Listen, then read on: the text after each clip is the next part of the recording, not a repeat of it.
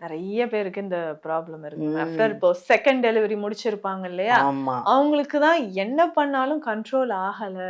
தொப்பை அப்படின்னே வந்து சொல்றாங்க. சொல்றாங்க. ஐயோ! ரொம்ப ஸ்ட்ரெஸ் ஆயிடுவாங்க. வயிறு பார்த்தீங்கன்னா, அடி வயித்துல தனியா ஒரு நல்ல ட்ரெஸ் போட முடியல, ம். புடவ கட்ட முடியல, ம். சுடிதார் போட முடியல. பெண்கள்லாம் அழகா ட்ரெஸ் போடணும், நல்ல ஸ்ட்ரக்சரா இருக்கணும்னு எல்லா பெண்களும் தானே ஆமா. ஆசைப்படுறோம். எவ்ளோ ட்ரை பண்றாங்க. நம்ம அதெல்லாம் இல்ல முயற்சியே இல்லாம எப்படிம்மாலாம் சொல்லவே முடியாது. நெறைய ம். எஃபோர்ட் போட்டு வெயிட் லாஸ் பண்ணணும் அப்படின்னு சொல்றாங்க.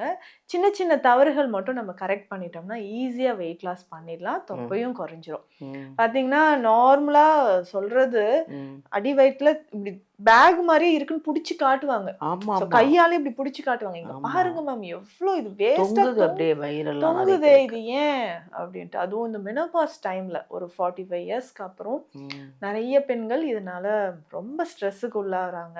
வீட்ல இருக்கவங்களே என்ன வந்து ஹஸ்பண்டே இப்படி சொல்றாரு மேம். கிண்டல் பண்ணுவாங்க. ஆ.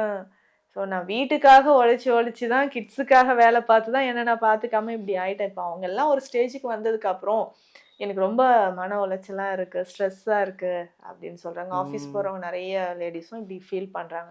இப்ப தொப்பை குறையணும், நம்ம சிசேரியன் பண்ணியிருக்கோம்னா, ஃபர்ஸ்ட் ஒரு 8 மந்த்ஸ்க்கு நம்ம எந்த எக்சர்சைஸுமே பண்ண வேண்டாம். ம்.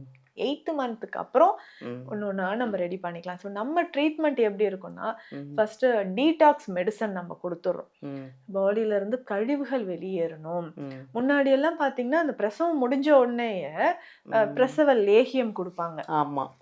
சித்த மருத்துவத்துல சௌபாக்கிய சுண்டி, ம். பிரசவ நடகாய லேகியம். ம். எதுக்குன்னா, கர்ப்பப்பையில இருக்கக்கூடிய அழுக்குகள் வெளியில வரணும். ம். உடல் மொத்தமும் இருக்கக்கூடிய ரத்தம் நமக்கு சுத்தமாகணுன்ட்டு. இப்ப அதெல்லாம் நம்ம ஃபாலோ பண்றதில்ல.